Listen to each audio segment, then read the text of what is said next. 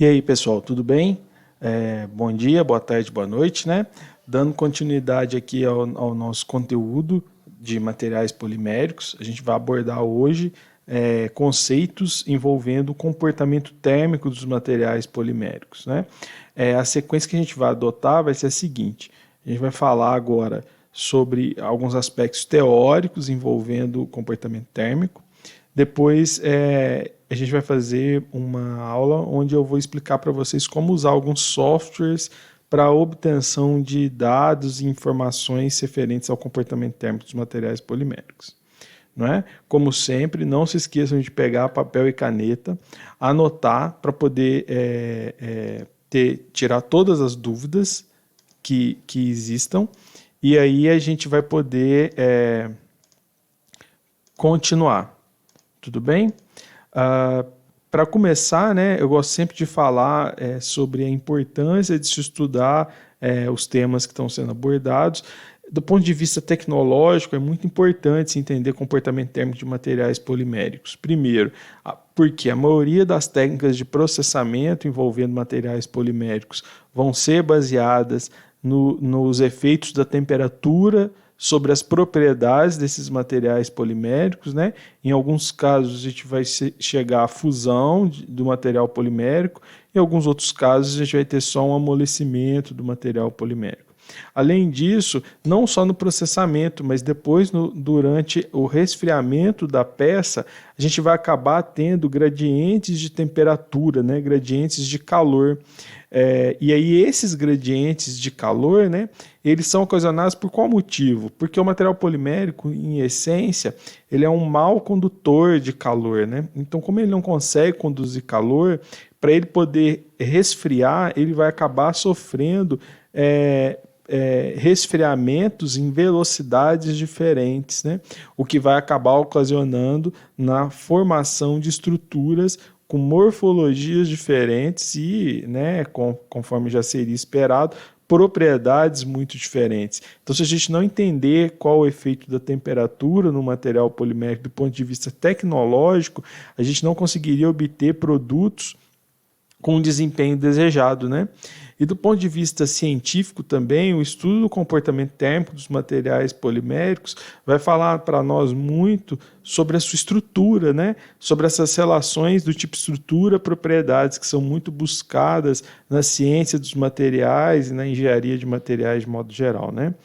E assim, eu acho bem interessante porque a temperatura ela afeta drasticamente um material polimérico, né? E como que ela consegue afetar esse material polimérico? A primeira coisa que eu acho interessante é o seguinte: o material, por exemplo, a policaprolactona, ela é um material polimérico que consegue ser fundido numa temperatura de por volta 60 graus Celsius, o que indica que é uma temperatura próxima da temperatura aí que a gente consegue obter em casa facilmente. Então, por exemplo, com uma tigela de água quente, se a gente colocasse o pellet da policaprolactona né, a gente conseguisse colocar o pellet da policaprolactona numa tigela de água quente, ela sofreria fusão. E aí, a partir desse polímero fundido, a gente conseguiria conformar ele, né, agora que ele vai se encontrar aí bem fluido, e aí adquirir o formato que a gente quer.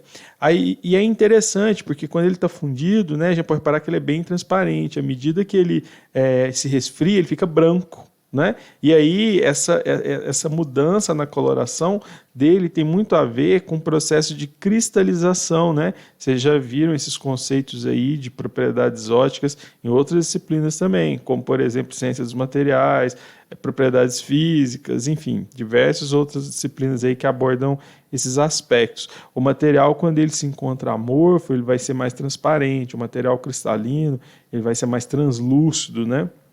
No caso do polímero, ficando um pouco esbranquiçado. O fato dele mudar essa coloração, né, logo após a fusão aí que a gente retirou a policaprolactona da tigela de água quente, à medida que ela vai resfriando, ela vai ficando branca, é porque ela está sofrendo cristalização. E dependendo da velocidade com que ela está se resfriando, dependendo das temperaturas envolvidas ali, eu vou ter a formação de mais ou menos cristais com características mais ou menos diferentes, né? A gente já até conversou sobre isso em um outro momento, que foi na aula de polímeros em estado sólido. E eu acho bem interessante também que, como as temperaturas nas quais os materiais poliméricos sofrem essas variações são temperaturas muito próximas da temperatura ambiente, então aí aqui na policaprolactona chega a ser 60 graus, né, que ele funde, é bem baixa, mas em outros materiais poliméricos a gente vai processar eles a 120, 180, 200, 240 graus no máximo, isso vai permitir com que o custo de produção fique mais barato quando comparado com outras classes de materiais. Porque, assim, claramente, né, a gente usa esse efeito da temperatura nos materiais para alterar suas propriedades há muito tempo, né? Eu acho que isso está enraizado na própria história da humanidade, né? A gente, para poder fundir as ligas metálicas, para processar, né, queimar os materiais cerâmicos e adquirir suas propriedades desejadas, isso já é feito há muito tempo. Agora, qual é a grande característica quando a gente trabalha dessa forma, né, com materiais poliméricos, né? Qual que é o efeito da temperatura nas propriedades? É que, como a faixa de temperaturas onde a gente vai trabalhar materiais poliméricos ela é mais baixa quando comparada com as outras classes de materiais, isso vai envolver muito menos energia. Juntando esse efeito desse consumo de energia para fundir o material polimérico ser bem menor quando comparado com outras classes, como materiais metálicos, materiais cerâmicos, com o fato da gente conseguir materiais poliméricos com propriedades muito diferentes, né? Eles vão ter uma gama de propriedades aí muito vastas, né? Aí vamos falar aí sobre os polímeros amorfos, os semicristalinos, os elastômeros, os termofixos, né? Os copolímeros, como a gente vai conseguir obter materiais com propriedades muito distintas, e isso envolvendo temperaturas relativamente baixas, se a gente comparar com outras classes de materiais, faz com que os polímeros alcancem uma aplicação muito grande na sociedade. É até por isso, eu acho, uma das propostas do porquê a classe de materiais poliméricos ser a mais nova, né, dentre as três classes, e ter conseguido ocupar um espaço na sociedade tão grande de forma tão rápida, né? Eu gosto de fazer sempre uma comparação.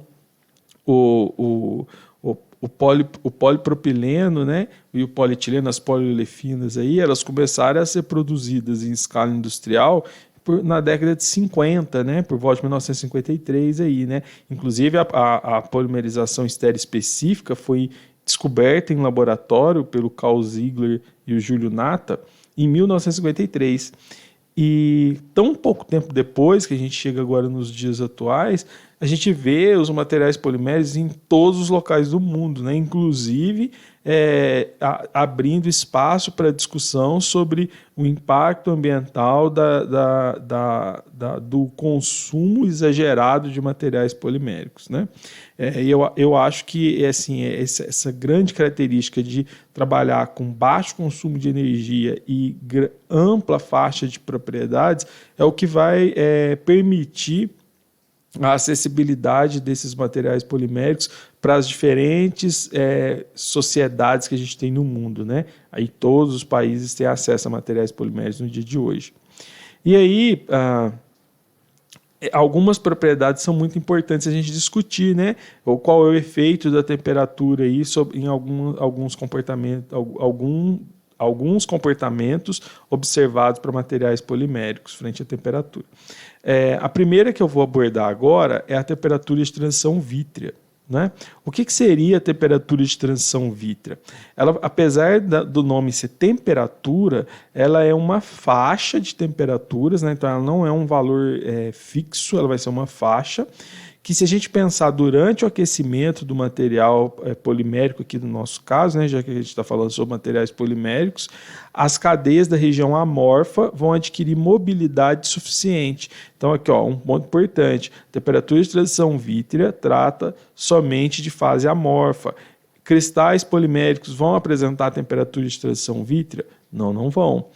Por quê? Porque um cristal polimérico não vai ganhar mobilidade numa temperatura tão baixa assim, que na verdade a mobilidade de um cristal polimérico seria a sua desintegração, né? Seria eu destruir aquelas ligações intermacromoleculares ali que estão configuradas na célula unitária do meu material polimérico e fazer ele passar para o estado fluido, né? Um estado mais fluido, então um líquido, viscoso, enfim, né? Já a temperatura de transição vítrea, ela não fala de uma quantidade de energia suficiente para desintegrar um cristal, né? Ela fala só de quantidade de energia para adquirir essa mobilidade molecular, né? Então a cadeia vai começar a conseguir se mover, a fração amorfa vai conseguir se mover e adquirir agora, no caso da temperatura de transição vítrea, quando a gente se encontrar acima da temperatura de transição vítrea, se eu olhar a cadeia polimérica no tempo 1 ou no tempo 2, a gente vai ver que ela vai ter conformações bem diferentes, né? Com a variação do tempo, o que indica que ela está se movendo, né? Se eu tiver abaixo da temperatura de transição vítrea, essa quantidade de energia não é suficiente para garantir essa mobilidade macromolecular. Aí, assim, no caso, a temperatura de transição vítrea, quando eu estou falando de mobilidade macromolecular aqui, ela vai ser um valor significativo, porque a gente está falando de uma macromolécula, então a quantidade de energia para ela se mover é muito alta. Agora, eu poderia pensar se existe temperatura de transição vítrea para moléculas de baixa massa molar? Existe, né? Claro que existe. Se ela estiver no estado amorfo, aquele estado amorfo vai possuir temperatura de transição vítrea. A questão é que se a gente pensar numa molécula bem pequenininha, tipo água, né? A água, caso ela se encontre numa fase amorfa, ela vai possuir uma temperatura de transição vítrea. Claro que, por ser uma molécula de baixa massa molar, um valor de temperatura de transição vítrea muito inferior quando comparado aos materiais poliméricos, não é? E quando eu aumentar a massa molar num dado material polimérico, eu vou acabar acarretando um aumento dessa temperatura de transição vítrea também, né? É o que a gente vai ver aí mais na frente, hoje mesmo, né? Na discussão de hoje. Do ponto de vista termodinâmico, né, a gente pode entender que a temperatura de transição vítrea ela é uma transição secundária, uma transição térmica secundária, né? O que quer dizer isso, né? De forma simplificada, né, eu posso dizer que uma transição térmica secundária, toda transição térmica secundária é aquela onde não ocorre grande variação de volume específico ou de entalpia do meu sistema, né? Então, o que eu estou querendo dizer? Se eu estiver acima, pensando no aquecimento, eu estou aquecendo uma dada molécula. Se eu ultrapassar a temperatura de transição vítrea no aquecimento, não vai ter nenhuma mudança volumétrica, né? Não vai mudar o volume, eu não vou ter uma expansão, uma contração no meu sistema. E nem vou ter troca de energia, né? Não vai ser um evento que vai envolver, por exemplo, absorção ou liberação de energia, né? Então ele não é nem entálpico, ele não é nem exotérmico, nem endotérmico. Agora, se não está tendo nem variação de volume, nem variação de entalpia, de troca de energia com o sistema, o que está variando na minha macromolécula polimérica quando eu ultrapasso a temperatura de transição vítrea? A capacidade calorífica, né? Eu vou ter um aumento na minha capacidade calorífica. E o que seria, né? Fazendo uma releitura, né? Relembrando o livro de fisicoquímica, né?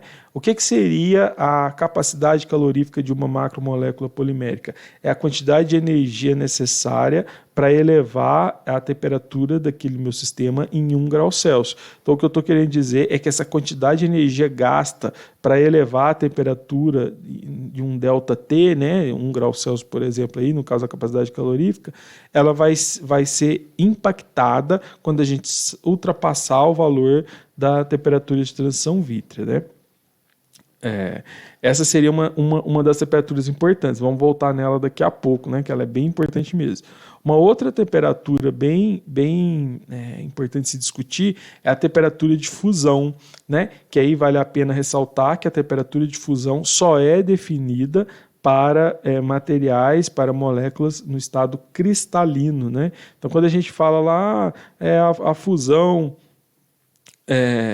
da água, né? A água vai sofrer fusão, né? O gelo vai sofrer fusão? Vai, porque o gelo, a água no estado sólido aqui no planeta Terra, até então, ela é na grande maioria das vezes encontrada no estado cristalino, né? E os flocos de neve aí, o gelo, são todos cristais de água.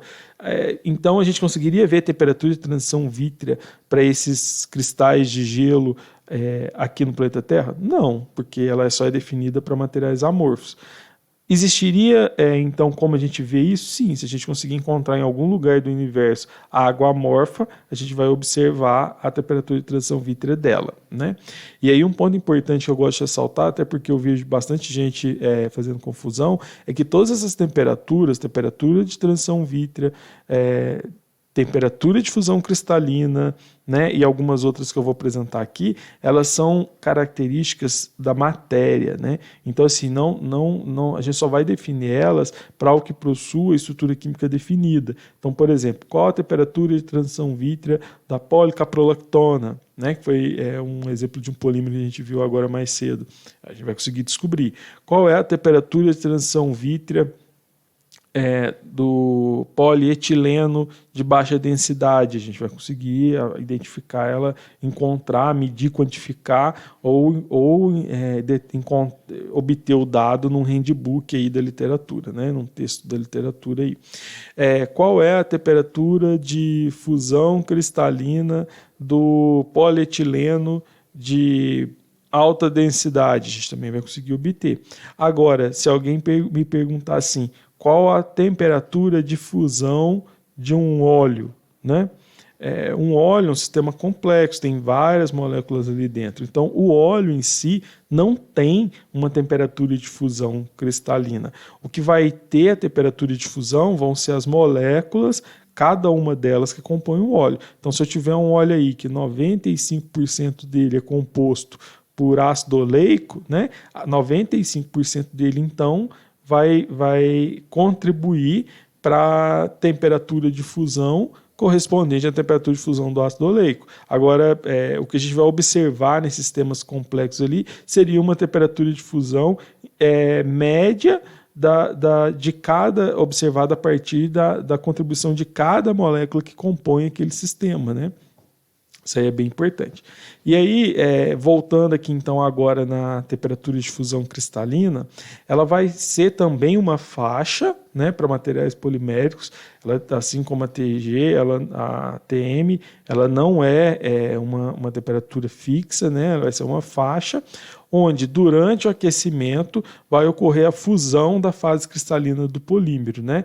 Aí, como dando continuidade aqui, então nesse caso da temperatura de fusão do material polimérico, a energia térmica que a gente vai estar colocando no nosso sistema vai ser suficiente para vencer essas interações intermacromoleculares, né, as forças secundárias, que vão estar lá dentro da célula unitária do meu cristal polimérico. E aí, com isso, então, desintegrar o meu cristal polimérico, né, destruir a ordem cristalina.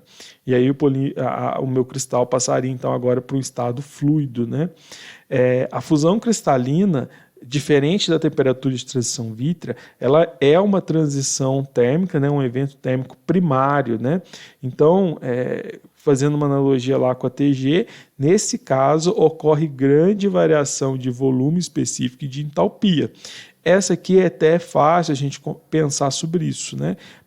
Vamos pensar não só no material polimérico, mas uma molécula de baixa massa molar valeria também, né?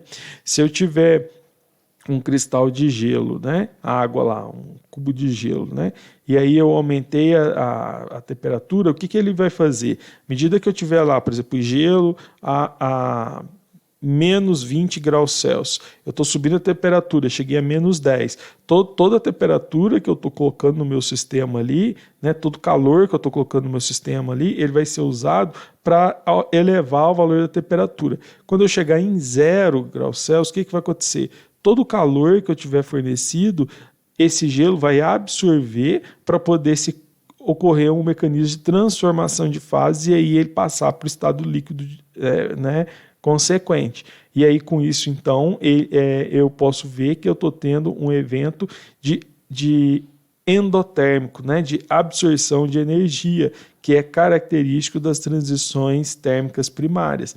Um outro ponto importante é a variação de volume, né?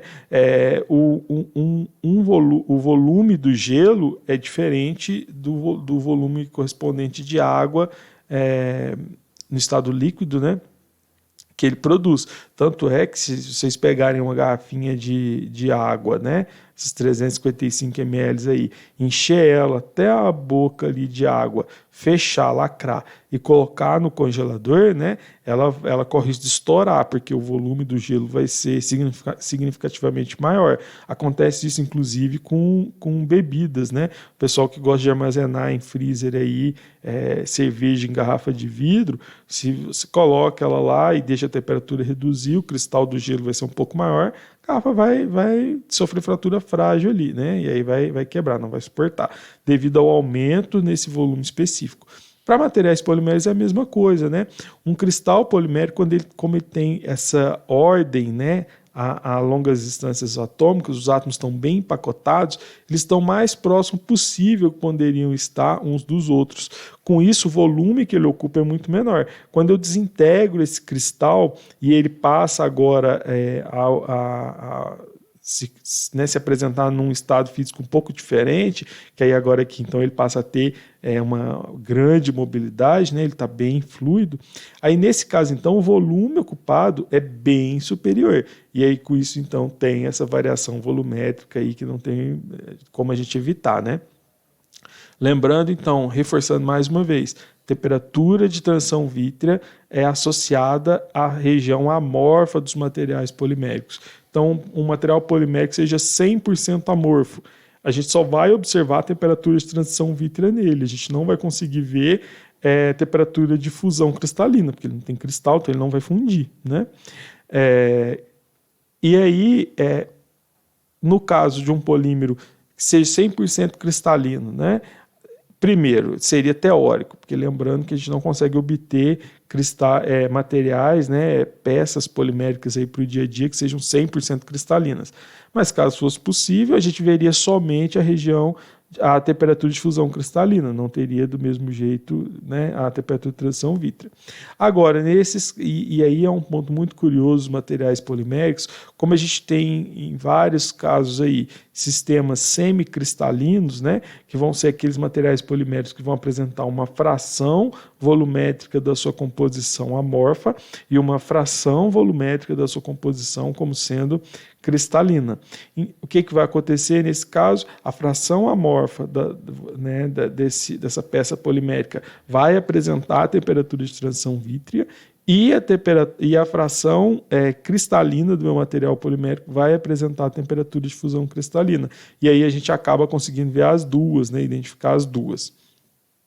Tem algumas curvas características que a gente usa para estudar, eu vou explicar mais sobre elas no finalzinho da discussão de hoje, e depois na próxima aula a gente vai eu vou ensinar vocês a trabalhar com alguns softwares para poder analisar essas curvas, né, e obter os valores da temperatura de fusão, temperatura de transição vítrea e as demais que a gente achar pertinentes, né.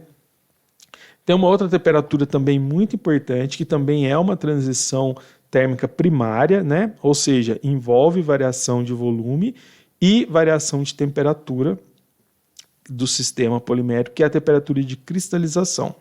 A temperatura de cristalização também vai ser uma faixa, então não é um valor específico, e nessa temperatura, né, se a gente pensar durante o resfriamento, então imagina que o polímero está fundido, né? Ele está fluido, né? Tá no nosso análogo ao estado líquido, E à medida que eu for resfriando, eu vou ter um mecanismo de transformação de fases, onde o polímero vai se converter agora para o estado sólido, né? A gente até viu essa discussão lá na aula de teoria dos polímeros no estado sólido. Nesse caso, né, as cadeias que se encontram inicialmente no estado fundido, elas vão poder se cristalizar, dependendo da sua possibilidade, né? Da sua estrutura química, elas vão conseguir se cristalizar ou não. Caso elas consigam se cristalizar, como que isso vai acontecer? Com o abaixamento da temperatura, as cadeias vão começar a se organizar para formar estruturas cristalinas. A temperatura de cristalização, ou TC, né, ela ocorre, né, uma faixa de temperaturas que vai ser sempre entre temperatura de fusão cristalina e temperatura de transição vítrea, e aí, consequentemente, também é como eu já falei, uma transição térmica primária, né, porque ocorre variação de volume e de entalpia. Eu falei aqui um ponto importante, ela sempre vai estar entre temperatura de fusão e temperatura de transição vítrea, né, então vai estar sempre entre TM e TG, né, a TC sempre vai estar entre TG e TM. Por que isso acontece, né? Porque acima de temperatura de fusão, é claro que não tem como nada se cristalizar, né? Porque termodinamicamente não é favorável essa reação de nucleação e crescimento, né, da nova fase. E se eu pensar abaixo da temperatura de transição vítrea também não vai ser possível, porque abaixo da temperatura de transição vítrea, o estado físico encontrado é o estado vítreo, né? E ali, nesse estado vítreo que a gente observa abaixo da temperatura de transição vítrea, a cadeia não tem mobilidade nenhuma, ela não consegue se mover. Se ela não consegue se mover, como que ela vai conseguir se organizar na forma de um cristal se ela não tem movimento nenhum, né? Impossível. Então, com isso, a gente consegue evidenciar aí, até experimentalmente, que a cristalização, a temperatura de cristalização dos materiais poliméricos sempre ocorre entre essa faixa, né, de TG e TM. Um outro ponto importante é que eu falei aqui para vocês, né, vamos falar agora sobre temperatura de cristalização e temperatura de fusão, que elas são faixas, né? Por que nesse caso eu falo que elas são faixas, né? Porque o que acontece, pensando lá na cristalização? Se a gente imaginar que os materiais poliméricos apresentam um índice de polidispersividade, ou seja, a gente tem cadeias com tamanhos diferentes, isso vai ser uma característica muito forte nos materiais poliméricos aí, né? A grande maioria das vezes a gente vai conseguir perceber isso. O que a gente vai ter? As cadeias menores, elas vão ter uma maior facilidade de cristalização. Então elas começam a se cristalizar primeiro, por isso que a gente começa a ver aqui já uma cristalização aqui numa temperatura um pouco mais perto da temperatura de fusão aqui, né? Ela consegue já cristalizar. Em outros casos, é mais rápido, né? Ela consegue cristalizar mais rápido. Em outros casos, a gente vai ter cadeias maiores aí que vão ter uma maior dificuldade de cristalizar, vão demorar um pouquinho mais tempo, e a gente vai conseguir ver aí em outros pontos da nossa curva, né? Térmica, da nossa curva térmica. E aí por isso que a gente veria essa faixa, né? Essa cristalização, essa faixa de temperatura de cristalização está associada à formação de diferentes cristais, né? Sendo que cada cristal vai ter sido obtido por estruturas aí poliméricas com tamanho de cadeia diferente, ou com tamanhos de cristais diferentes até, né? A gente pode ter cristais menores, próximos a cristais maiores, enfim. E a mesma analogia poderia ser dita para a temperatura de fusão, né? Alguns cristais vão conseguir se fundir mais fácil, então numa menor temperatura, e outros cristais vão gastar uma temperatura, vão exigir uma temperatura maior, né? Um nível de energia maior para que ocorra essa desintegração do meu cristal, né? Essa destruição das interações intermacromoleculares, né? E aí eu falei para vocês que os polímeros cristalinos fundem e os amorfos não, né? Mas então eu estou querendo dizer que nem tudo nesse mundo funde, né? Sofre fusão? É verdade, nem tudo sofre fusão. As únicas coisas que conseguem fundir são os cristais, né? Aí cristal qualquer, né? Um cristal metálico, um cristal cerâmico, né? Agora, um polímero amorfo, assim como qualquer matéria no estado físico amorfo, né, que se encontre sem nenhuma ordem espacial, ele não vai conseguir fundir. Então, o que aconteceria com esses materiais se a gente continuar aumentando a temperatura acima da temperatura de transição vítrea? O que vai acontecer, na verdade, é só que quanto mais energia você fornece, maior vai ser a capacidade de movimento dessas cadeias, e chega a um determinado ponto em que elas começam a escoar muito facilmente. Aí, nesse caso, a gente diz que a gente tem uma temperatura de fluxo, né, que seria também uma faixa de temperaturas onde, durante o aquecimento de um polímero amorfo, né, já que a gente está falando de materiais poliméricos, vai começar a ocorrer o início do escoamento do meu material polimérico, né, vai começar a conseguir escoar de forma extremamente fluida, né? E aí, com isso, então, a gente teria capacidade de processar ele, né? Exemplo de um polímero amorfo, né, que não apresenta temperatura de transição, não apresenta temperatura de fusão cristalina.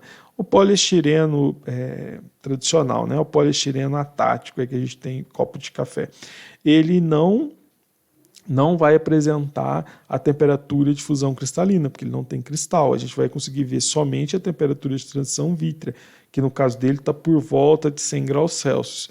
Enquanto que essa temperatura de fluxo aqui ela vai ser alcançada acima dos 100 graus Celsius e vai permitir com que a gente consiga processar esse material polimérico, ele vai conseguir fluir, né? Ele só não sofreu fusão, né?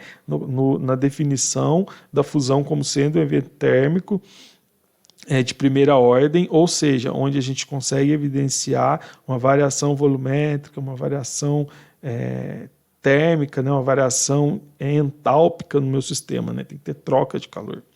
E aqui no caso da temperatura de fluxo não vai ter nada disso. De forma simplificada, então, isso que eu disse até agora, né, se a gente pensar um material polimérico que seja amorfo, né, ele vai apresentar, então, no caso do polímero amorfo, né, somente temperatura de transição vítrea, que é essa faixa de temperaturas na quais o material polimérico, as cadeias do meu material polimérico ganham mobilidade. Como que se dá essa mobilidade, né? Tem aquela teoria da reputação, né, do De Gennes, que ele propôs na década de 70. E aí o que a gente vai imaginar então como seria essa mobilidade? A cadeia polimérica agora, aqui acima da TG, eu vou ter que segmentos de grupos de átomos de por volta 50, né? Então, por volta de 50 átomos ali dentro da minha macromolécula vão começar a conseguir se mover como se fosse o movimento de um réptil, né? E aí isso aí esse movimento desses grupos de 50 átomos vai se deslocando ao longo de toda a cadeia polimérica, o que vai culminar aí na sua capacidade de movimento, né? Abaixo da temperatura de transição vítrea, o que eu estou querendo dizer é que eu não tenho energia para que esses segmentos moleculares de por volta de 50 átomos consigam se mover. Então eu digo que as cadeias estão sem movimento. Se eu continuar aumentando a temperatura, a única coisa que a gente vai conseguir observar vai ser uma temperatura de fluxo, né? Então, ou seja, não teve fusão, a fase amorfa não apresenta fusão. Nessa temperatura de fluxo, o que a gente vai ter é que agora o polímero vai conseguir fluir de forma bem mais fácil. Se eu pensar agora um polímero semicristalino, ele vai apresentar não só a fração amorfa, mas também a fração cristalina. E aí, como que essa fração cristalina vai se comportar? Se eu imaginar lá, então, agora, voltando para a condição onde eu tenho uma temperatura bem baixa. Se eu aumentar a temperatura, eu não observo nada.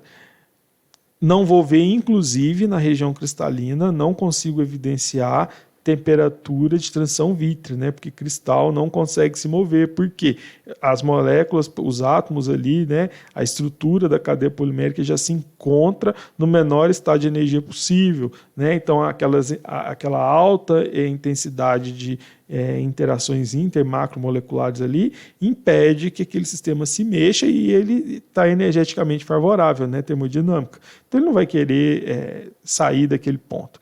Agora, se eu continuar aumentando a temperatura, o que a gente vai observar vai ser uma temperatura de fusão cristalina, né? Vou chegar num valor de energia ali a partir do aquecimento da minha amostra polimérica, em que eu vou ter quantidade de energia suficiente para destruir essas interações intermacromoleculares no interior do meu cristal, lá na célula unitária, e com isso configurar a formação, né, de eu sair, configurar, né, a saída do estado cristalino e indo para o estado fundido, né, pensando aí, né, no polímero estado sólido.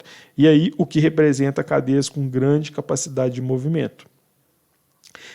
Se eu pegar esse meu sistema, né, com grande capacidade de movimento ali, né, que seja devido à fusão cristalina ou à temperatura de fluxo, então eu conseguir alcançar essas duas condições, se eu resfriar, esse sistema, o que eu vou ter no resfriamento? Né?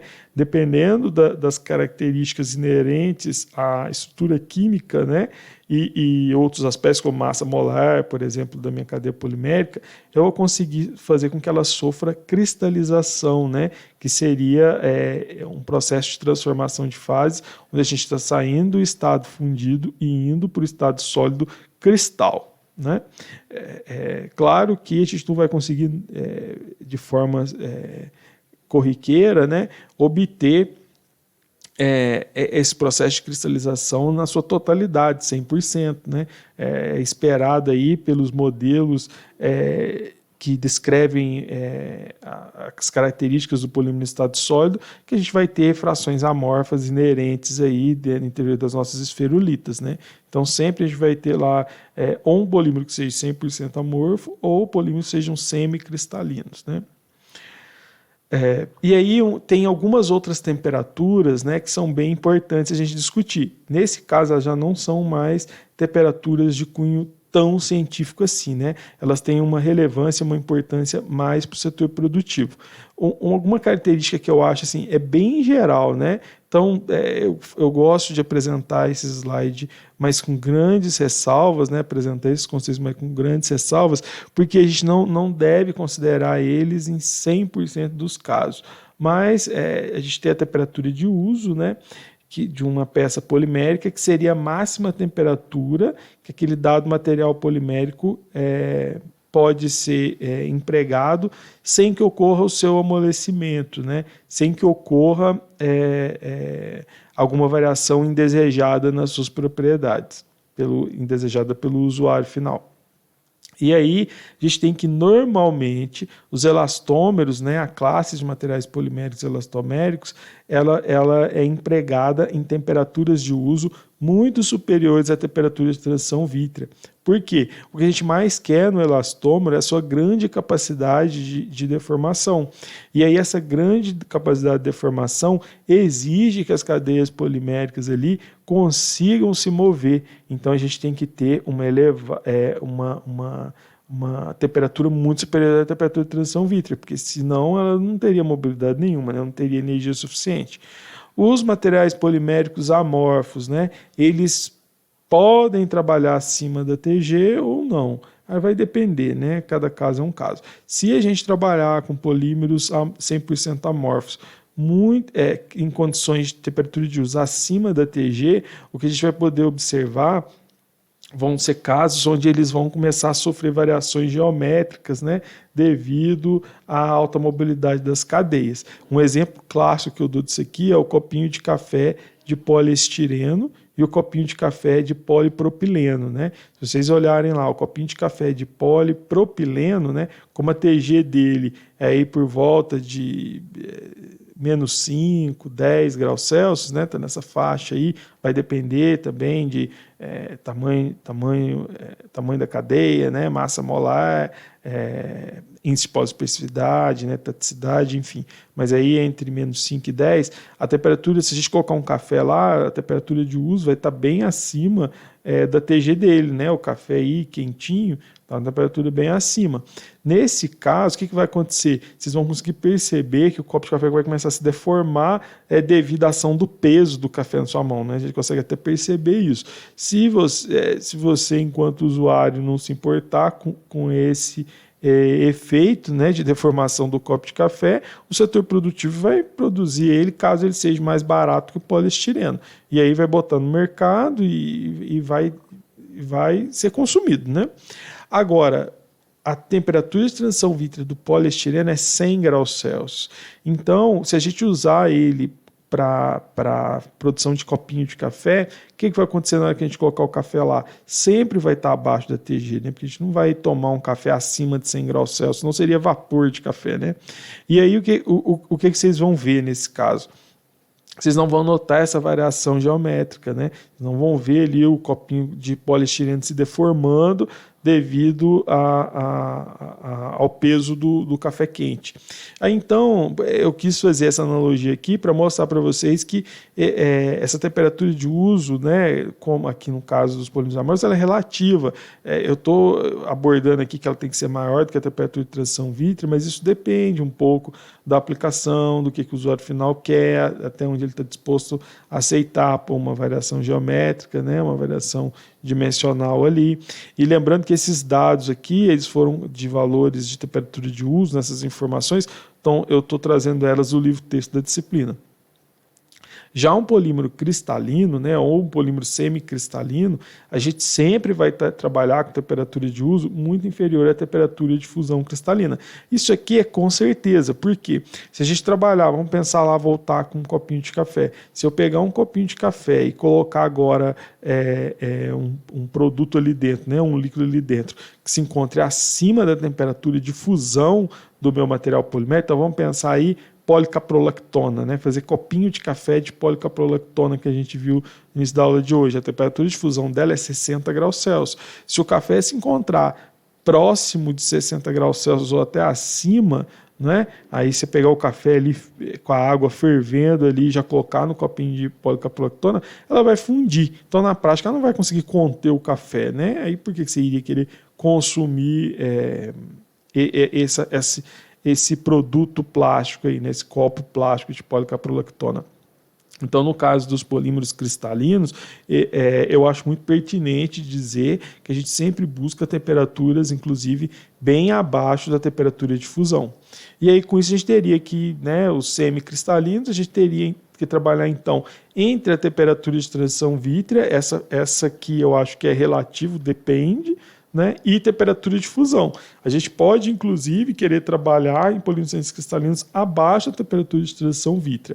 Lembrando que, se eu estiver empregando um material polimérico abaixo da temperatura de transição vítrea, ele vai ser quebradiço. Então, o exemplo que eu dei lá do copinho de café, né, se eu pegar lá o poliestireno, né, copinho de café de poliestireno, que a temperatura de transição vítrea dele é 100 graus Celsius.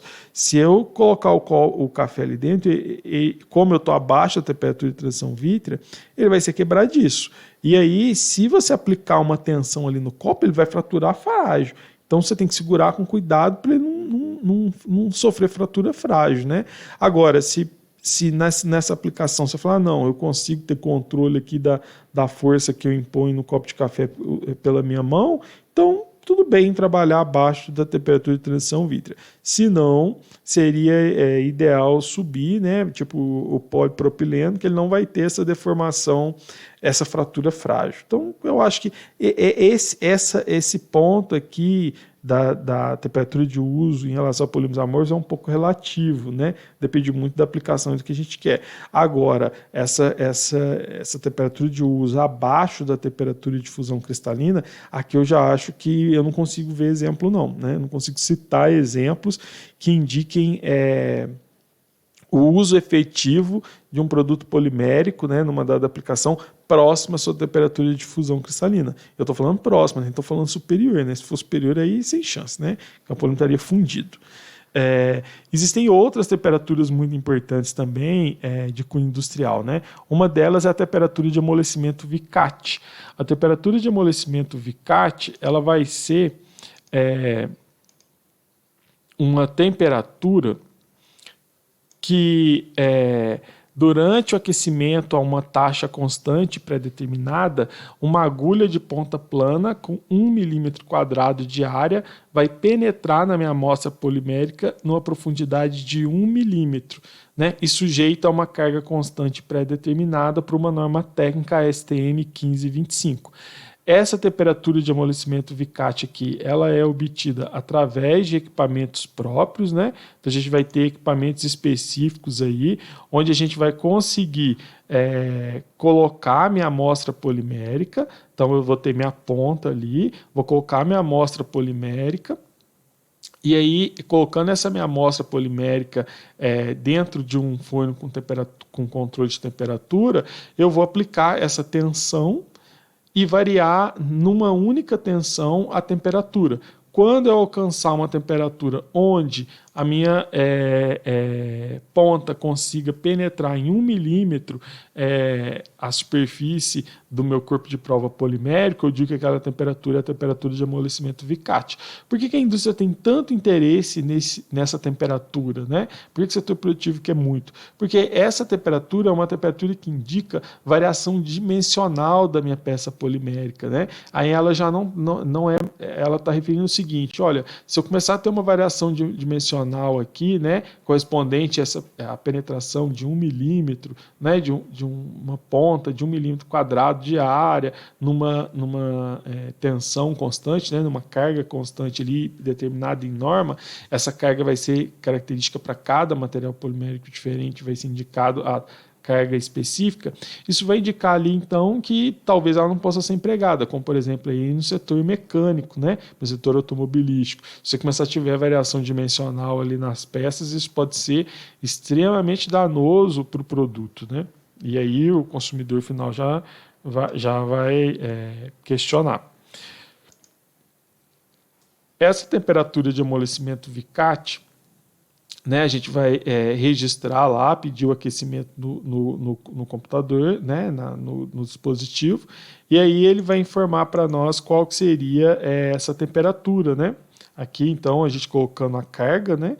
Para cada corpo de prova eu vou colocar a carga específica, e aí eu vou mergulhar esse sistema, né, num forno onde eu consigo controlar a temperatura, né? E aí, mergulhando ele aqui no forno onde eu consigo mergulhar a temperatura, controlar a temperatura, e aí eu vou fazer uma rampa de aquecimento, né? Para poder tentar prever qual que seria a minha temperatura de amolecimento Vicat. Além dessa temperatura de amolecimento Vicat, a gente tem uma temperatura de distorção térmica, né? Essa temperatura de distorção térmica ela é bem parecida com a temperatura de amolecimento Vicat. O que vai mudar aqui é que ela vai ser definida como a temperatura que durante o aquecimento a uma taxa constante de 2 graus Celsius por minuto, né? Então eu vou elevar, né, fazer uma rampa de aquecimento aí, né, nessa taxa aqui, e aí uma barra de seção circular, uma seção retangular de espessura de 13 milímetros e comprimento entre apoio de 100 milímetros, posicionada de lado e tensionada no centro, deforma em 0,25 milímetros, né? Aí um experimento muito parecido com o da temperatura Vicat. E ele vai informar também esse valor de temperatura na qual eu começo a ter variação dimensional na minha peça polimérica devido à ação de uma determinada tensão especificada por uma norma, que no caso da temperatura de distorção térmica é a norma STM 648, né? E aí, com isso também, essa temperatura que ela vai ajudar a gente a entender o comportamento do material polimérico quando em serviço mesmo, né? Assim, evitando variações geométricas. No caso do copinho de café lá, essa temperatura de distorção térmica que ela iria acabar limitando, por exemplo, o polipropileno nessa aplicação e aceitando o poliestireno, né? Por exemplo. Agora, por que não limita na prática? Né? Porque o usuário final não está preocupado com essa variação dimensional do copo de café no polipropileno. Agora, em algumas aplicações, pode ser que sim, né? Por exemplo, aí, construção de equipamentos mecânicos de alta precisão, tipo impressoras, aí mangueiras para fluxo de combustíveis e automóveis, né? Aí isso aí vai poder ter aí uma variação geométrica que a gente tem que tomar cuidado, né? E aí as normas vão ser bem severas aí para evitar que a gente cause algum acidente mais grave.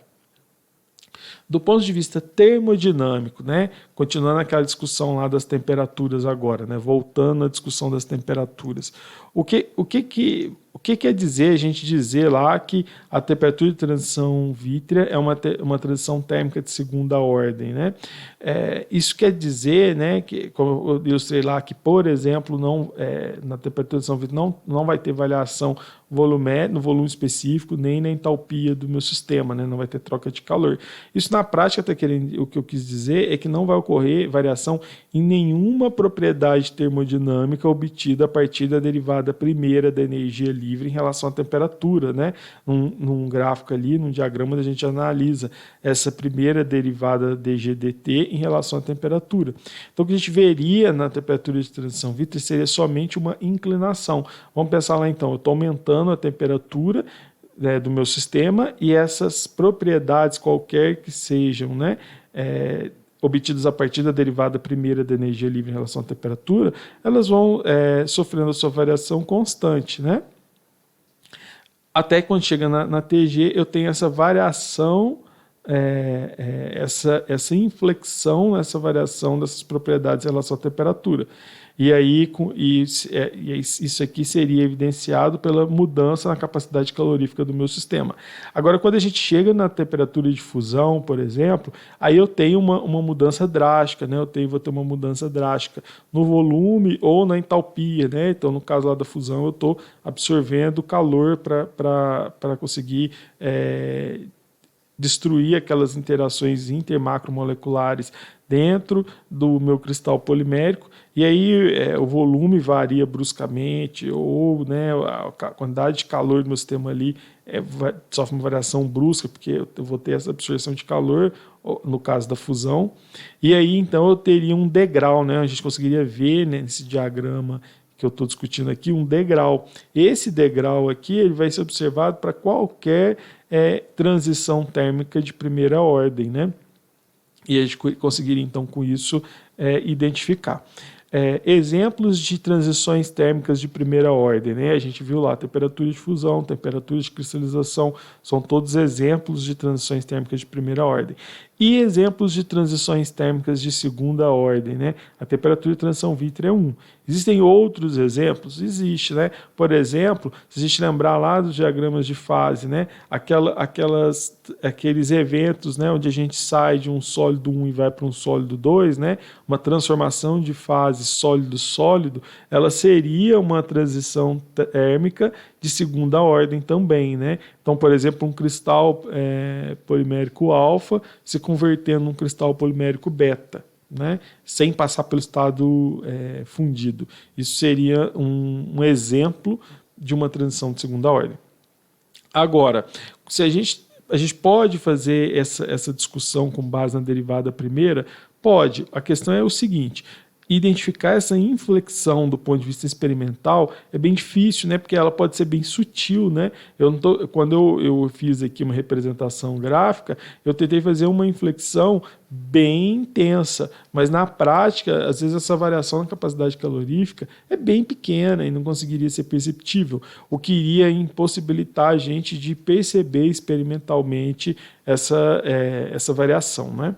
Então, o que as pessoas normalmente fazem, né? Elas trabalham com essa relação entre a derivada segunda da energia livre em relação à temperatura em função da temperatura do meu sistema, né? E aí agora o que vai acontecer então quando eu pego uma função e tiro a derivada segunda dela, né? O que era uma inflexão vai se tornar um degrau, e o que era ali agora um degrau vai se tornar um pico, né? Pode ser um pico endotérmico, um pico exotérmico, tanto faz. E aí agora, então, como eu tenho um degrau, o degrau vai ser mais fácil de ser observado, né? E aí a gente conseguiria definir a temperatura de transição vítrea. Na prática, o que a gente vai ver, como eu disse, vai ser uma faixa de temperaturas, né? Onde a gente vai ter uma temperatura de início de transição vítrea, uma temperatura de final ou end-set de transição vítrea e uma temperatura média, né? Entre o onset e o end-set, que a gente chama TG midpoint, né, a temperatura média. Normalmente a gente expressa, né, tem aí o hábito de expressar na engenharia, nos trabalhos aí científicos também, a temperatura de transição vítrea como sendo essa temperatura média, né, o midpoint. Então, sempre que vocês forem tentar identificar aí nas suas amostras a temperatura de transição vítrea, busquem a temperatura média, né, não a de início, não a final. Sempre a média para a temperatura de transição vítrea.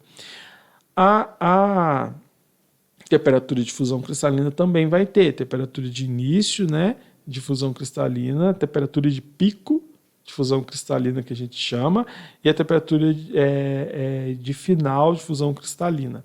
Essa temperatura de pico, né, o que ela vai indicar aqui vai ser a temperatura na qual eu tenho a maior velocidade de fusão do meu material polimérico, né? Nesse valor de temperatura ele vai conseguir fundir na velocidade mais rápida possível, né, para aquela condição que a gente está aplicando, de taxa de aquecimento e condições ambientes, etc.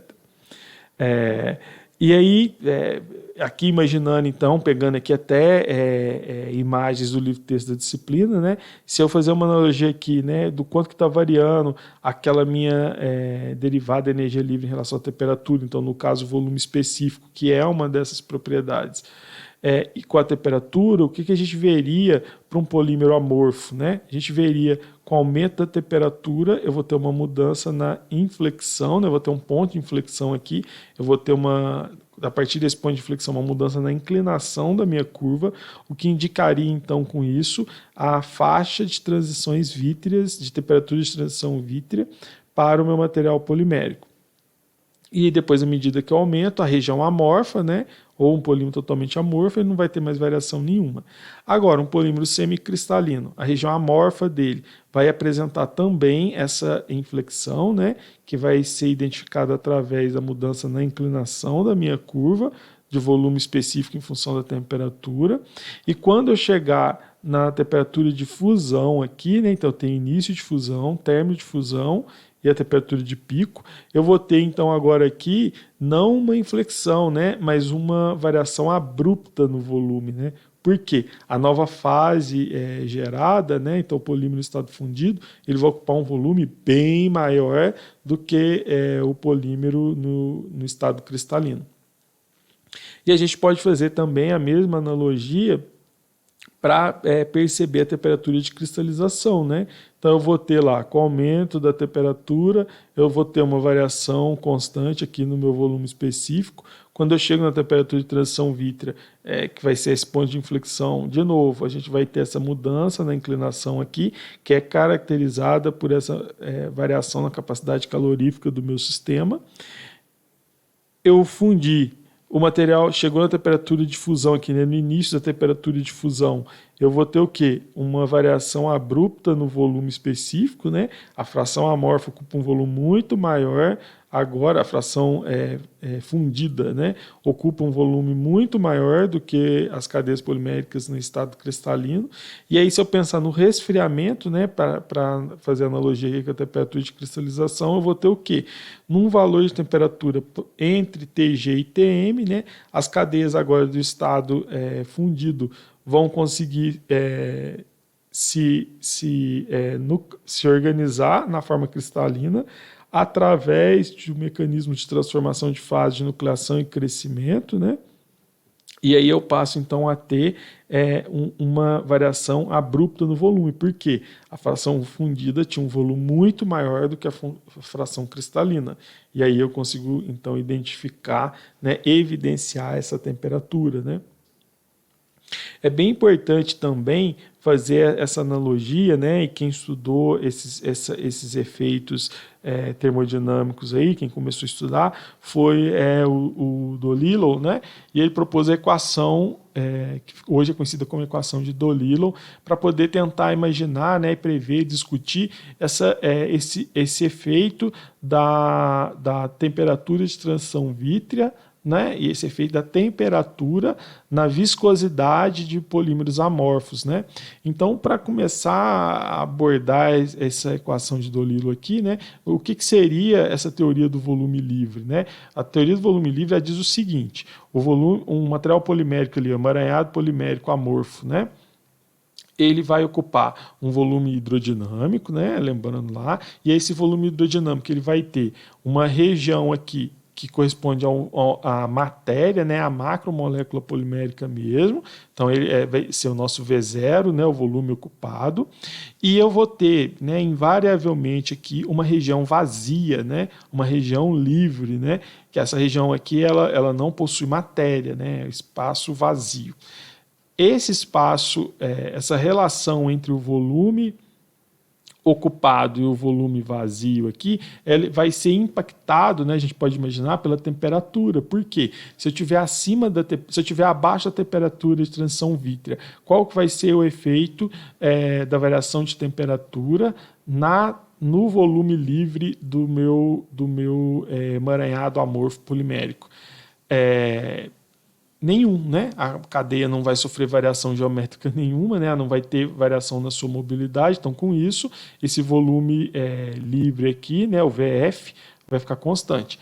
Quando eu alcançar a temperatura de transição vítrea, que a cadeia vai ter mobilidade, como ela vai começar a adquirir agora diferentes conformações, esse volume livre aqui ele vai aumentar, né? O volume ocupado ele não vai ter uma variação, porque a quantidade de matéria se mantém constante no nosso sistema, né? Agora, o volume livre vai aumentar, né? Vai ter uma variação ali.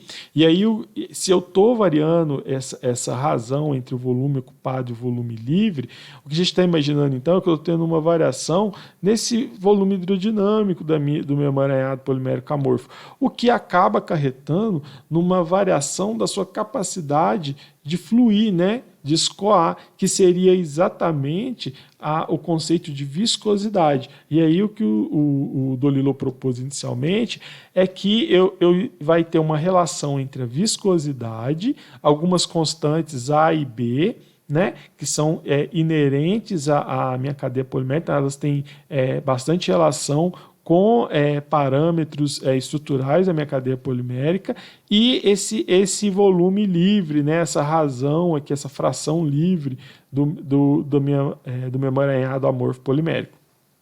Eu posso, para poder fazer essa analogia aqui, como aqui é uma relação exponencial, eu posso linearizar ela, né?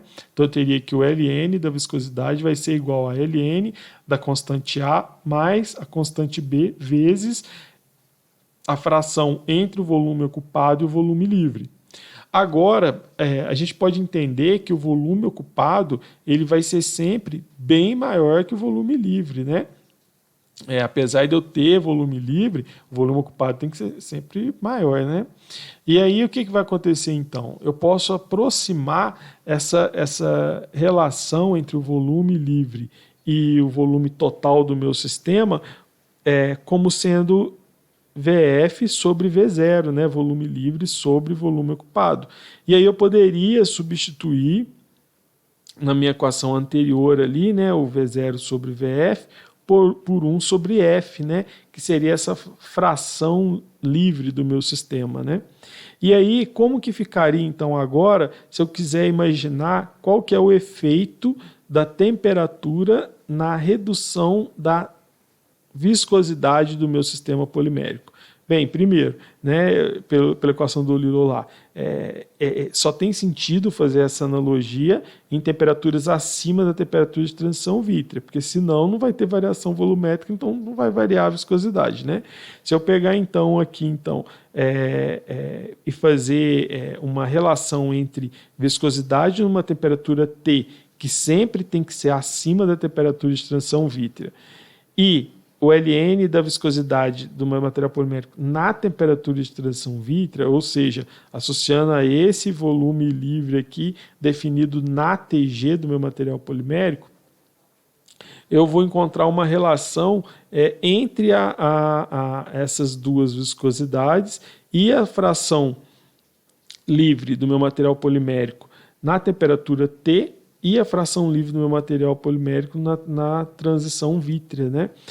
Se a gente conhecer essas constantes aqui, né, de B e fração livre na temperatura de transição vítrea e na temperatura T, a gente conseguiria então descobrir qual que seria a nova viscosidade, né, obtida nessa nova temperatura, né? Qual que seria a redução da viscosidade nessa nova temperatura. Essa equação do Dolittle, né? A gente pode entender que nela, né, que o volume livre fracional para uma temperatura T acima da TG é o volume livre na TG mais o volume livre gerado pela expansão térmica. Então, o que eu estou falando? Que essa fração de volume livre aqui, né, o volume livre fracional, FT, ele vai ser igual ao volume livre na temperatura de transição vítrea, mais esse volume gerado, né, devido à expansão térmica, que aí vai ser, né, T menos TG vezes, né, o coeficiente de expansão volumétrica da minha cadeia polimérica, do meu material polimérico. E aí, então, com isso a gente conseguiria, né, tentar prever qual vai ser o valor desse volume livre, desses volumes livres fracionais aqui na temperatura T e na temperatura de transição vítrea. Se a gente entender que para a temperatura acima da TG, né, isso sempre é válido para a temperatura acima da TG, e a fração volumétrica livre FTG, né, e o coeficiente de expansão térmica, né, se a gente entender o significado aqui desses termos aqui na equação, a gente vai poder isolar o coeficiente de expansão térmica e substituir na equação anterior aqui, né, do slide anterior do Dolittle aqui, né, ó. Se a gente substituir então esse alfa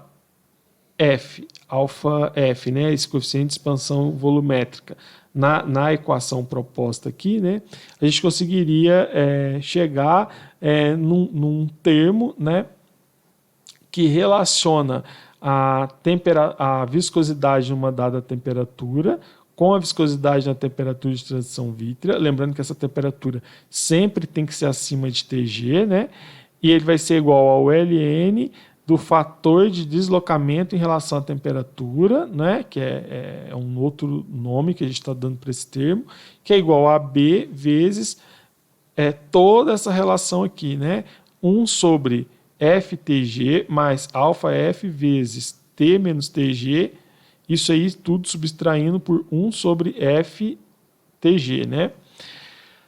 Essa expressão grande aqui, né, obtida, ela foi parametrizada por volta de 1955 por Williams, Landau e Ferri, né, e ficou conhecida como equação WLF, né, ela é uma equação bem conhecida na área de materiais poliméricos. Quando eles parametrizaram, o que eles fizeram? Eles resolveram esses termos aqui, né, do ponto de vista a simplificar essa equação aqui, né, isolar o máximo possível alguns parâmetros aqui, e além disso, eles conseguiram determinar o valor da fração volumétrica livre na temperatura de transição vítrea para um material polimérico e conseguiram prever o coeficiente de expansão volumétrica da minha cadeia polimérica. Com isso, eles simplificaram bastante a equação e descobriram aí que tem uma relação bem direta. Essa relação, essa equação, né, WLF, né, por exemplo, ela indica para nós que o volume livre fracional na temperatura de transição vítrea é da ordem de 0,025, né, o que indica para nós aí que eu tenho uma baixa quantidade de volume livre na temperatura de transição vítrea. E a maior quantidade de volume ocupado. À medida que a gente aumentar a temperatura, o esperado é ter um aumento nesse volume livre, nesse volume livre fracional aqui, né? E o coeficiente de expansão volumétrica para os materiais poliméricos aí no geral a gente pode pensar aí num valor por volta de 4,8 vezes 10 a menos 4 kelvins a menos 1. Claro que, dependendo do material polimérico, a gente vai poder encontrar em datasheet aí diferentes valores, né? Então seria interessante para o coeficiente de expansão volumétrica. Então seria interessante substituir esses valores para ter uma maior precisão nos resultados. E a temperatura de fusão cristalina, né? Como é que ficaria do ponto de vista termodinâmico? Bem, se a gente entender, né, que a energia livre de fusão vai ser igual a variação da energia livre de fusão menos a temperatura de fusão vezes a variação na entropia de fusão, e que isso no equilíbrio é igual a zero, né, a gente pode entender que a temperatura de fusão, então, é uma razão entre a variação da entalpia do processo de fusão dividido pela variação na entropia do processo de fusão. Isso é bem interessante a gente pensar por esse lado, porque mostra para nós o quê? Materiais poliméricos que apresentem aí, né, um maior nível de interação entre as suas cadeias, né, essas interações intermacromoleculares ali, então elas vão ter maior nível de energia, isso vai acabar culminando num aumento na temperatura de fusão, né? Então a gente pode, por exemplo, imaginar aí que cristais poliméricos que apresentam, por exemplo, polaridade, vão ter uma maior interação intermacromolecular, o que vai culminar aqui uma contribuição entálpica maior para o meu sistema, e o que vai ocasionalmente levar a um aumento da temperatura de fusão. Agora, do ponto de vista de entrópico, né, se a gente imaginar aí que a adição de defeitos no meu cristal polimérico aumentam a entropia, né, se a gente imaginar que características como heterogeneidades no meu sistema, no meu cristal, vão levar ao aumento entrópico, a gente pode fazer a percepção, então, que essas características vão levar a uma redução, né, na minha temperatura de fusão, ou seja, o aumento da variação de entalpia do meu sistema vai levar a uma redução na minha temperatura de fusão, o que é esperado, né? Como eu fiz a analogia ali, um cristal polimérico que apresenta uma maior quantidade de defeitos, né, na sua estrutura, ele vai fundir, não vai gastar um nível de energia menor para fundir, né, até porque aquele ponto de defeito ali vai ser um facilitador desse processo de transformação de fase, né? E como a temperatura de transição vítrea, apesar dela ser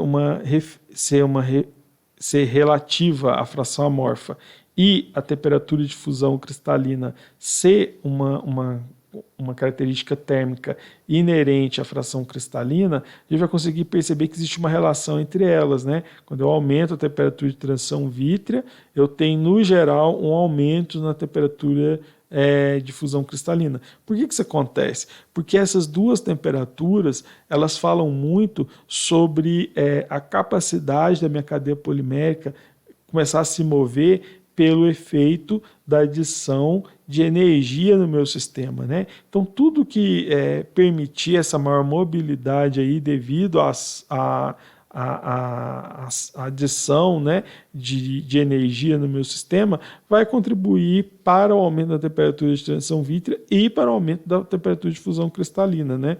Isso aí é inerente.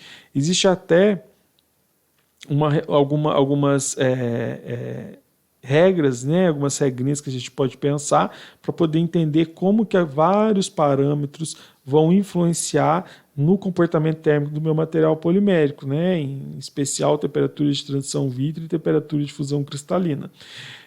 Exemplos, né?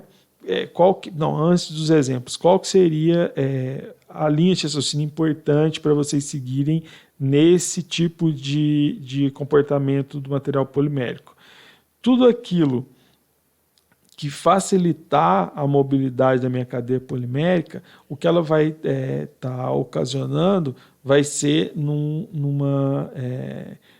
na exigência de uma quantidade de energia menor para ela se mover, né? Quanto mais fácil for para ela se mover, o que eu estou querendo dizer é que gasta menos energia, eu vou consumir menos energia para garantir aquele movimento.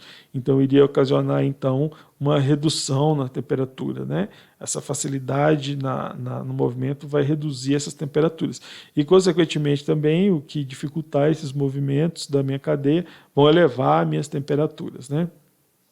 Então, por exemplo, simetria, né? Se eu tiver uma cadeia polimérica onde o mero é simétrico, né, essa mobilidade é facilitada. Então isso vai acabar culminando numa redução na temperatura de transição vítrea.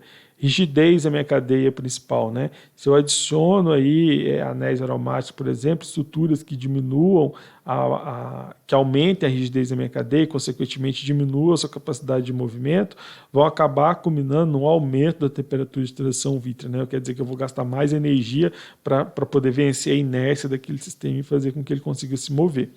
A polaridade, ela vai gerar interações intermacromoleculares, né? No meu sistema, o que vai dificultar, de certa forma, a sua capacidade de se mover. Então, com isso, eu teria a elevação da minha temperatura de transição vítrea, né, ou da minha temperatura de fusão. A presença de grupos laterais também vai impactar nessa capacidade de mobilidade, né? Então, se eu tiro um átomo de hidrogênio do polietileno, né, e incorporo um grupo substituinte aí, por exemplo, um anel aromático, o anel aromático vai dificultar bem essa mobilidade da minha cadeia polimérica, o que vai conferir então a um aumento na minha temperatura de transição vítrea, né? E por aí vai. Eu vou agora tentar dar alguns exemplos para ver se eu consigo ajudar a ficar mais palpável isso que eu estou falando, né? Mas pensando lá em isomeria também, né? Se eu tiver o isômero cis, né? Então eu tenho lá os grupos em lados opostos da minha cadeia, da minha dupla ligação, isso aí vai dificultar a mobilidade. Então eu vou ter um aumento na minha temperatura de transição vítrea. Não é tão significativo assim não, mas a gente consegue ver esse aumento. Na copolimerização, né, se eu ficar produzindo copolímeros aí, a presença de diferentes meros vai dificultar a mobilidade da minha cadeia, o que vai elevar a minha temperatura de transição vítrea. Agora, o curioso é o seguinte na copolimerização.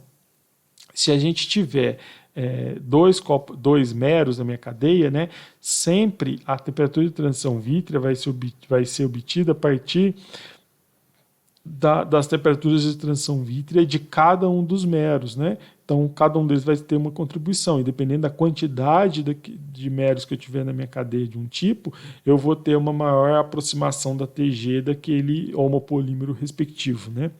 O aumento da massa molar, ela vai culminar numa maior dificuldade na mobilidade, consequentemente um aumento na temperatura de transição vítrea. E alguns fatores externos aí também vão afetar. Por exemplo, plastificantes ou resíduos de monômeros diluentes, né?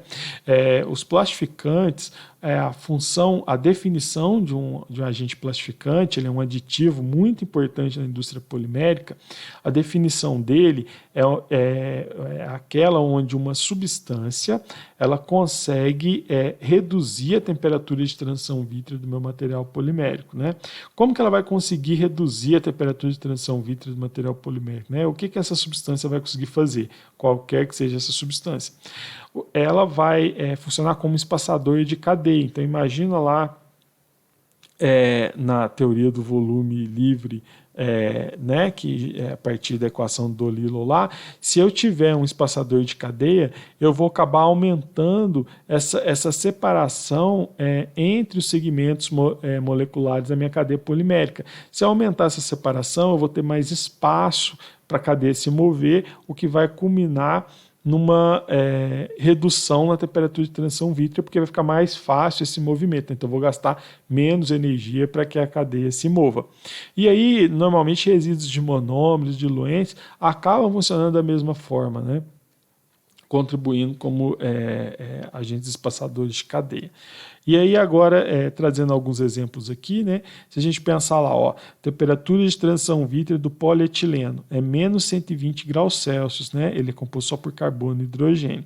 Se a gente começar a adicionar estruturas mais rígidas, tipo anel aromático, né? Começar a colocar grupos polares na minha cadeia, né? Eu vou ter um aumento na temperatura de transição vítrea. Aí o exemplo disso seria o politereftalato de etileno, que a TG dele agora chega a 70, talvez 80 graus Celsius, né? Então eu saí aí de menos 120 e fui para 80, né? Olha o tanto que subiu.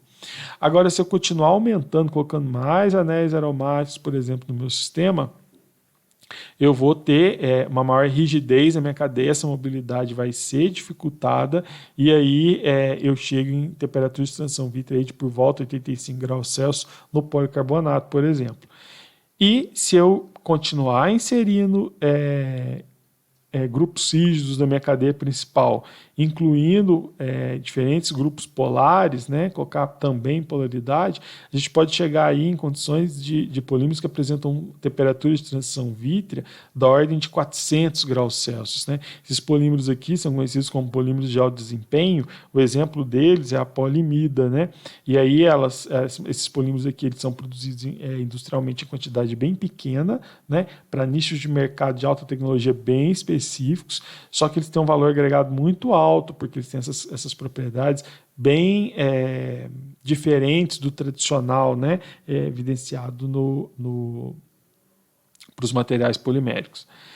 E se a gente agora, né, pensando não só em estrutura química, agora se eu começar a pensar nos grupos substituintes, né, se eu pegar lá o polietileno, que tem a temperatura de transição vítrea em menos 120 graus Celsius, tirar um átomo de hidrogênio e colocar um metil, que seria agora a estrutura química do polipropileno, a TG que era de menos 120 vai para menos 15 no polipropileno. Né? Então repare então que a substituição de um hidrogênio por um grupo metila levou ao aumento da temperatura de transição vítrea drasticamente também.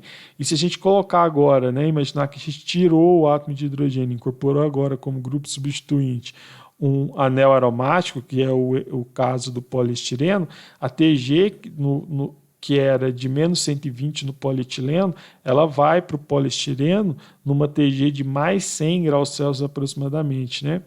E no policarbonato, né, a imagem não é coerente com a estrutura química dele, né? No policarbonato, a TG vai chegar aí, por causa da presença, no caso do policarbonato, de vários anéis aromáticos, mais polaridade, que levam a um aumento da rigidez e eleva muito a capacidade de movimento da minha cadeia polimérica. Ele vai chegar aí a TG de por volta de 85 graus Celsius, né? Que é extremamente significativo. Se eu pegar grupos substituintes agora, né, e colocar como grupo substituinte vários anéis aromáticos, né, por exemplo, nas estruturas dos azopolímeros, a gente teria, nesse caso, então, uma TG chegando a 210 graus Celsius, né, devido à presença desses grupos substituintes. Agora, vamos imaginar aqui, ó, eu peguei lá o polimetilmetacrilato, né, então polimetilmetacrilato, né? A TG dele é mais 110 graus Celsius. Se eu pegar e colocar como grupo substituinte agora, né, aumentar o tamanho do meu grupo substituinte, né? Então agora no caso polietilmetacrilato, a lógica do slide anterior seria o quê? Se eu aumentar o tamanho do meu grupo substituinte, dificulta a mobilidade, a TG aumenta. Só que esse caso aqui, a gente viu uma redução, né? A TG foi para menos 65 graus Celsius. E se eu continuar aumentando meu grupo substituinte, então agora aqui eu fui para o polibutilmetacrilato, né? Então eu tenho o polibutilmetacrilato, né? Polibutilmetacrilato, né? O que vai acontecer? A TG dele, ao invés de, com o aumento do grupo substituinte, ao invés da TG subir, ela diminuiu mais ainda, né? Foi para mais 20 graus Celsius. Então, o que está acontecendo aqui? Será que os acrílicos são uma exceção à regra? Na verdade, não, né? Está tudo coerente. O que acontece é o seguinte, é que como o grupo substituinte nos acrílicos aqui, ele vai ser um grupo químico extremamente comprido, né? Aí, à medida que eu aumento a quantidade de átomos de carbono aqui, eles vão acabar contribuindo de forma a atuar como um espaçador de cadeia, assim como no plastificante. E aí, como eles vão distanciar, né, impedir a aproximação de uma macromolécula aqui da cadeia principal, né? Então as cadeias principais vão sempre ficar longe umas das outras, isso vai acabar funcionando de forma a facilitar o movimento dessa cadeia e aí, consequentemente, então a gente tem uma redução na temperatura de transição vítrea. Essa é uma característica bem importante, um exemplo bem importante, porque ele mostra para nós que, apesar de eu estar apresentando aqui para vocês os efeitos de forma separada, né, o efeito aí do grupo substituinte, o efeito da rigidez da cadeia, o efeito do espaçador macromolecular, né, que aqui no caso aqui esse aumento aqui no grupo lateral, aqui no comprimento do grupo lateral, na prática todos eles vão ocorrer de forma simultânea. A gente vai ter que fazer um balanço da contribuição de cada um, né, para poder entender de fato qual que vai ser o efeito final na minha propriedade. E aí, agora lá, sobre o plastificante, né? Então, se eu pensar lá, eu tenho o policloreto de vinila, né? Então, eu tirei o átomo de hidrogênio lá do polietileno e coloquei um átomo de cloro. A TG, que era de menos 120, por causa da presença do grupo substituinte, que é maior, então ele tem uma maior dificuldade de movimento, subiu de menos 120 no polietileno e foi para mais 90 graus Celsius, né? Então, teve um aumento significativo. Agora, se eu pegar e incorporar, né, um surfactante que vai atuar como um espaçador de cadeia, né, então o que vai acontecer? O plastificante, o plastificante aqui, como por exemplo o DOP, ele vai conseguir adentrar no interior da minha macromolécula de PVC, de policloreto de vinila, e vai espaçar as cadeias. Quando ele espaçar as cadeias, ele vai permitir que esse movimento ocorra de forma bem mais facilitada, e com isso a TG, que era de mais 90 graus Celsius, pode cair até a 0 graus Celsius, né? Isso muda drasticamente aí várias propriedades, como por exemplo a propriedade mecânica, né, do PVC. O PVC não plastificado, né, esse conduíte de construção civil, né, tubulação, tubo tigre, né, por exemplo, a manco, né, ele é extremamente rígido. Agora o filme de PVC plastificado, né, a gente vai ter um exemplo aí, esses filmes de filme plástico de PVC na área alimentícia que o pessoal usa para embalar alimento, né? Eles são extremamente flexíveis, né? Tem uma variação de propriedade muito significativa. E aí, também sobre os copolímeros, né? Se a gente vê lá, o polietileno tem uma temperatura de transição vítrea de menos 120. O poliacetato de vinila tem uma temperatura de transição vítrea por volta de 30 graus Celsius.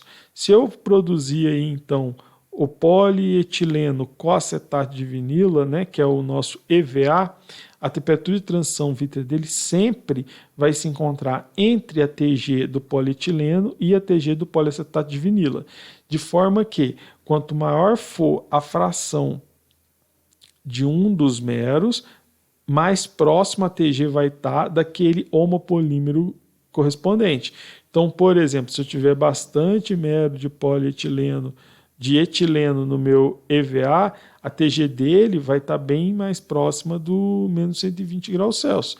Se eu tiver maior quantidade de acetato de vinila, de meros de acetato de vinila, a TG estaria mais próxima dos 30 graus Celsius do acetato de vinila. Inclusive, a gente pode pensar numa regra básica da química aditiva para poder estimar qual que seria a TG de um copolímero que a gente sintetizou em laboratório, sendo que a TG do meu copolímero vai ser uma função da fração de meros do monômero 1 vezes a TG daquele homopolímero correspondente, mais a fração volumétrica do meu mero 2 vezes a TG daquele meu homopolímero correspondente, né? E aí, Como que a temperatura também ela vai afetar no módulo de elasticidade, né? E também é um ponto bem interessante, né? Que vai linkar um pouco comportamento térmico com comportamento mecânico de materiais poliméricos, né? A gente pensar lá o módulo de elasticidade como sendo o grau de rigidez, né? Uma medida da rigidez do meu sistema, se eu monitorar ele em função da temperatura para um dado material polimérico, o que a gente veria para polímeros amorfos, né? A gente teria um alto módulo de elasticidade a baixas temperaturas, até que na temperatura de transição vítrea a gente teria uma queda abrupta nesse módulo de elasticidade, porque a cadeia ganharia mobilidade, né? Então a rigidez dela ia diminuir para caramba e a gente chegaria no estado borrachoso, né? Se a gente continuar aumentando a temperatura nesse estado borrachoso, a gente chegaria ali numa dada temperatura de fluxo, onde teria o polímero passar a fluir, né? Passar a escoar, e aí o módulo de elasticidade ia cair para zero, né? Tender a cair para zero, né? Se a gente olhar só essa contribuição. Já um termoplástico semicristalino, ele teria também, né, a temperaturas muito baixas, um módulo de elasticidade mais alto, e aí onde a gente seria caracterizado essa região pelo estado vítreo. Quando a gente alcançasse a temperatura de transição vítrea, eu teria uma queda nesse módulo de elasticidade, onde a partir de então o polímero ia se comportar de forma borrachosa, né? Então aí ele ia continuar com o aumento da temperatura até alcançar a temperatura de fusão, onde a gente teria de novo uma queda abrupta nesse módulo de elasticidade, né? Onde o polímero passaria então agora para o estado fundido, né? E um termofixo, como que ele se comportaria? Né? Um termofixo, ele também estaria lá em temperaturas muito baixas no estado vítreo, e quando ele chegasse na temperatura de transição vítrea, eu veria uma queda nesse meu módulo de elasticidade entrando no estado borrachoso. O que acontece no termofixo é que essa variação no módulo de elasticidade ela é bem pequena, né? Porque ele não vai nunca conseguir se deformar elasticamente ou plasticamente ali devido à presença de alta concentração de ligações cruzadas. E aí, devido também a essa alta presença de ligações cruzadas, ele nunca vai sofrer fusão, né? Ou começar a fluir. Se a gente insistir em aumentar a temperatura, o que vai acontecer aqui é um processo de degradação térmica, né? Mas fusão ou fluxo a gente não veria de forma alguma. Já um elastômero, o que eu veria era o quê? A baixas temperaturas, né? Um alto módulo de elasticidade, né? Caracterizado ali no estado vítreo. Na temperatura de transição vítrea, a gente conseguiria ver uma queda drástica, né, nesse módulo de elasticidade, onde o material ia entrar no estado borrachoso. E, devido às ligações cruzadas, ele também não iria conseguir sofrer fusão, né? Então, ou fluir. Então, ele iria ficar no estado borrachoso. Se a gente insistir, ele vai chegar, na temperatura, ele vai chegar na degradação, né? Essa relação entre o módulo de elasticidade e temperatura ela é bem importante porque ela é uma forma que a gente pode usar para determinar a temperatura de transição vítrea dos materiais poliméricos, né? A gente usa essas relações aqui numa técnica conhecida como análise dinâmica mecânica, né?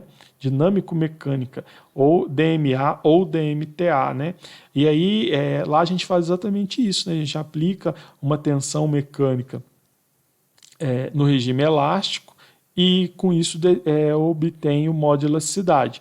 A gente vai variando a temperatura até o ponto onde a gente vai conseguir ver e a cada temperatura fazendo esse ensaio mecânico no regime elástico no meu corpo de prova, até a gente conseguir evidenciar de forma clara, né, essa variação drástica aqui no módulo de elasticidade que vai ser definido pela temperatura de transição vítrea, né? Normalmente nos ensaios mecânicos de DMA, DMTA, a gente não deixa o material, o corpo de prova, chegar na temperatura de fusão, na temperatura de fluxo, porque senão ele iria fundir, né, e pode até danificar o nosso equipamento.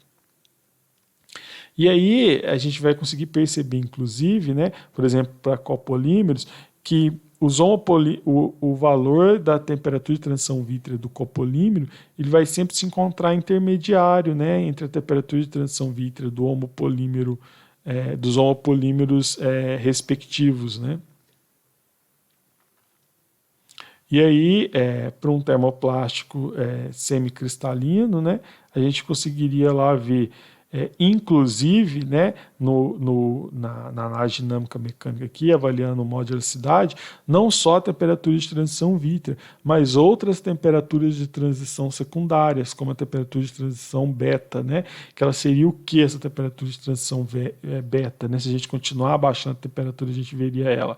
Ela vai ser uma temperatura agora, não que esses segmentos de aproximadamente 50 átomos da minha cadeia polimérica conseguem se mover, mas agora a gente vai estar falando de grupos menores de átomos ali se movendo. Então, dentro de um mero, alguns grupos químicos estão pensando ali, por exemplo, no poliestireno, o anel aromático começar a se mover, né, de forma mais acentuada ali devido à ação da temperatura. E aí ela seria conhecida como a temperatura de transição vítrea beta, né, para aquele material polimérico. E o que o pessoal hoje em dia entende desse aspecto de mobilidade, né, de efeito da temperatura na mobilidade da minha cadeia polimérica, é que a temperatura de transição vítrea ela vai ser a consequência de vários fatores, né, de mobilidade do meu sistema. Então, à medida que a gente vai aumentando a temperatura, pequenas regiões, pequenos grupos de átomos vão se movendo até culminar no ponto onde esses segmentos moleculares aí, né, compostos por alguns meros, vão começar a se mover seguindo a teoria da reputação do De Gennes, né?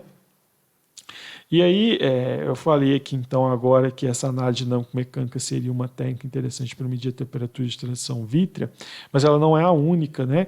A gente tem também a calorimetria diferencial exploratória. Agora, aqui na calorimetria diferencial exploratória, diferente da análise dinâmica mecânica que a gente está monitorando o modo de elasticidade, o que a gente vai medir é fluxo de calor, né? Então, vamos imaginar lá, vamos fazer uma analogia lá, né, no equipamento, que eu coloque, vamos imaginar um fogão em casa, eu coloque de duas trempes, né, eu coloco numa trempe uma panela vazia e na outra trempe uma panela com água, né? Vamos imaginar água, né? Fazendo uma analogia aí com o meu material polimérico. O que vai acontecer então? Vamos imaginar que eu consiga quantificar a quantidade de calor, né? Ou seja, a quantidade de gás ali que eu consumo, para que as duas panelas sofram um aumento de temperatura que eu determinei. Então vamos supor lá as duas panelas vazias, né? Eu me encontro a 20 graus Celsius nas duas, né? Eu tenho um controlador de temperatura e peço para esse sistema aqui, ele é cheio de termopar, todos os pontos, para elevar a temperatura de 20 graus Celsius para 30. A quantidade de calor nas duas panelas necessária para chegar a 30 graus Celsius vai ser igual. Agora, se eu pedir para chegar em 40, igual, né? 50, 60, 90, e em 100, o que vai acontecer, né?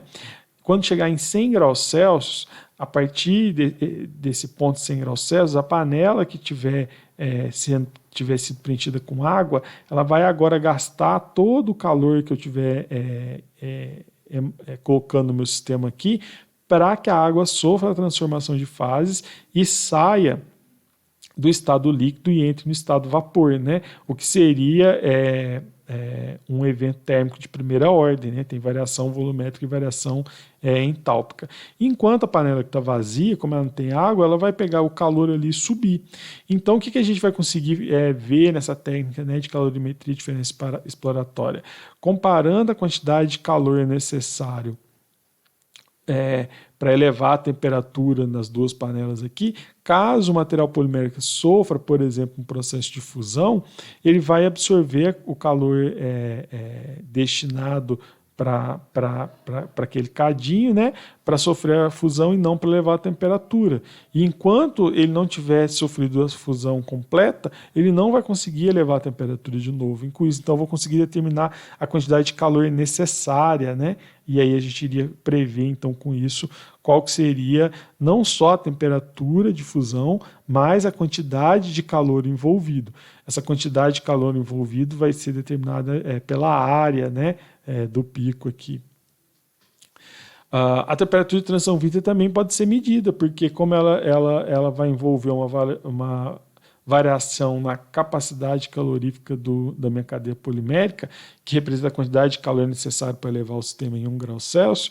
Então, essa quantidade de calor aqui necessária vai alterar e eu vou ter a evidência da minha temperatura de transição vítrea, né?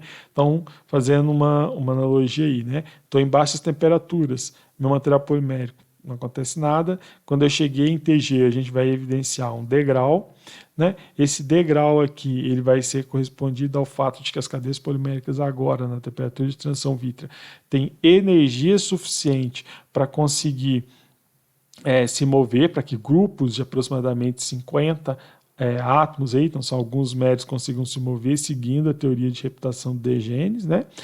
Diferente da técnica de análise dinâmica mecânica lá do modo de elasticidade, aqui a gente não consegue ver, por exemplo, temperatura de transição vítrea secundária, né? Essa técnica aqui não é muito precisa para avaliar a temperatura de transição vítrea.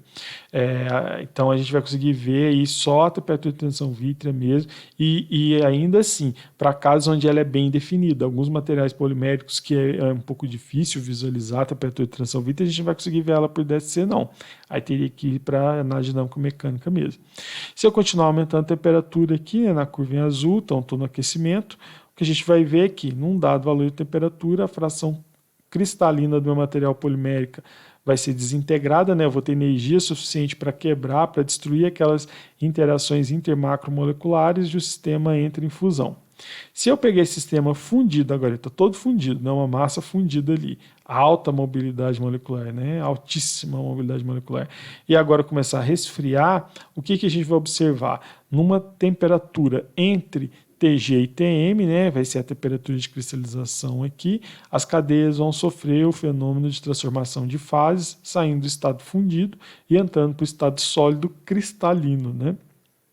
E aí também, nesse caso do cristal, como o cristal ocupa, né, por definição, aí, um nível de energia inferior do que o estado fundido, a gente vai então perceber que o processo de cristalização vai ser um evento térmico de primeira ordem.